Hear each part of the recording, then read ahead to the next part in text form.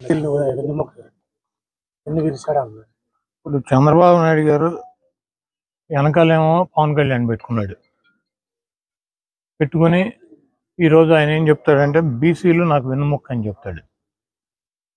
Telugu Desam party బీసీలకి రాజకీయ ప్రాధాన్యత కావచ్చు, రాజకీయ పదవులు కావచ్చు, బీసీలను ఆర్థికంగా పైకి తీసుకురావడానికి అనేక సంక్షేమ కార్యక్రమాలు చేశాయని చెప్పి ఆయన చెప్తున్నాడు. అది ఎవరు కాదనరు. కాకపోతే చంద్రబాబు నాయుడు ముఖ్యమంత్రి అయిన తర్వాత తెలుగుదేశం పార్టీ అధ్యక్షుడు అయినాక బీసీలకు చేసింది ఏంటని చెప్పి నేను అడుగుతున్నా. చెట్టు పేరు చెప్పి కాయలు అమ్ముకున్నట్టు ఎన్టీ రామారావు చేసినటువంటి కార్యక్రమాలనే ఈయన చేసినట్టు ఈయనే బీసీలకి కోసం పాటుపడినటువంటి వ్యక్తిలాగా మారుతున్నాడు. ఈరోజు కృష్ణా జిల్లా చూసుకున్నట్లయితే రాజశేఖర రెడ్డి గారు ముఖ్యమంత్రిగా ఉండగా ఇక్కడి నుంచి పార్థసారథి 5 సంవత్సరాలు మంత్రిగా ఉన్నాడు బీసీ. ఇంకెవరు కూడా లేరు, 5 సంవత్సరాలు ఆయనే ఉన్నాడు.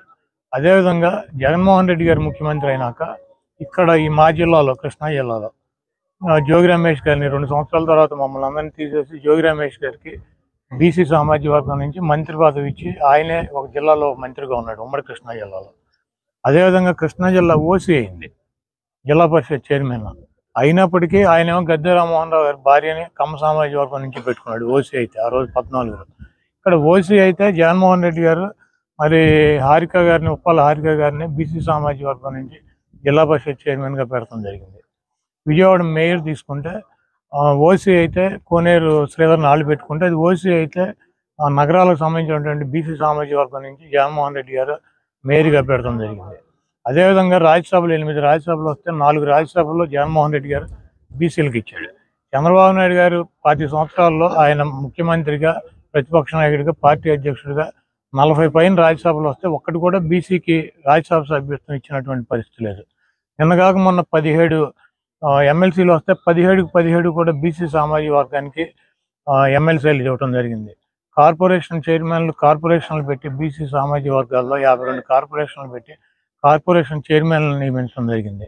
బీసీలకు ఆర్థికంగా వాళ్ళ పిల్లల చదువులకు కావచ్చు, వాళ్ళకి వైద్య ఖర్చులకు కావచ్చు, ఆరోగ్యశ్రీ ద్వారా కానీ, ఫీజు రియంబర్స్మెంట్ ద్వారా కానీ, లేకపోతే బీసీలలో ఉన్న పిల్లల్ని చదివించుకోవాలని చెప్పి ఇంగ్లీష్ మీడియంకి తీర్చిదిద్దడం కావచ్చు, గవర్నమెంట్ స్కూల్ని కార్పొరేట్ స్కూల్స్గా తీర్చిదిద్దడం, వాళ్ళకి భోజనాలు, అదేవిధంగా వాళ్ళకి స్కూల్ డ్రెస్సులు, అమ్మఒడి, పిల్లల్ని స్కూల్కి పంపించినందుకు అమ్మఒడి డబ్బులు ఇచ్చేటువంటి కార్యక్రమం, ఇవన్నీ కూడా సామాజికంగా వాళ్ళకి రాజకీయ పదవులు కల్పిస్తూ వాళ్ళ పిల్లల్ని ఒక తండ్రిలాగా ఆదరిస్తూ వాళ్ళ చదువులకి, వాళ్ళకి ఆరోగ్య సమస్యలు వచ్చినా వాళ్ళకి ఇళ్ళు నిర్మాణం చేసినటువంటి కార్యక్రమాలన్నా కూడా పెద్ద ఎత్తున బీసీల యొక్క సంక్షేమం కోసం, బీసీల యొక్క ఆర్థికంగా వాళ్ళ కాళ్ళ మీద వాళ్ళు నిలదొక్కోవడం కోసం, వాళ్ళ పిల్లలు, వాళ్ళ హాస్పిటల్ ఖర్చులు, అదేవిధంగా వాళ్ళకి రాజకీయ ప్రాధాన్యత ఇస్తూ ముందుకు నడుస్తున్నటువంటి వ్యక్తి జగన్మోహన్ రెడ్డి గారు. చంద్రబాబు నాయుడు గారు ఎన్టీ రామారావు చేసినటువంటి కార్యక్రమాలను నేను చేశానని చెప్తూ పవన్ కళ్యాణ్ వెనకాల పెట్టుకుని బీసీల ఓటు కోసం వాళ్ళని గాలికి వదిలేసి ఈరోజు బీసీ భయం చేస్తే చంద్రబాబు నాయుడిని బీసీలు నమ్మేటువంటి పరిస్థితి లేదు. తప్పకుండా 2019లో చంద్రబాబు నాయుడికి ప్రజలు బుద్ధి చెప్పారు. 2024లో కూడా చంద్రబాబుకి, పవన్ కళ్యాణ్కి కలిపి ఈరోజు ఏదో చంద్రబాబు పవన్ కళ్యాణ్ కలిస్తే భూమి బద్దలైపోతుంది, మీ ఇద్దరం కలిస్తే ఇంకా మిగిలినటువంటి సామాజిక వర్గాలు, మిగిలినటువంటి వాళ్ళందరూ కూడా చేతకానాళ్ళు 80% వీళ్ళందరూ ఉన్నారు, బీసీలు కానీ, ఎస్సీలు కానీ, ఎస్టీలు కానీ.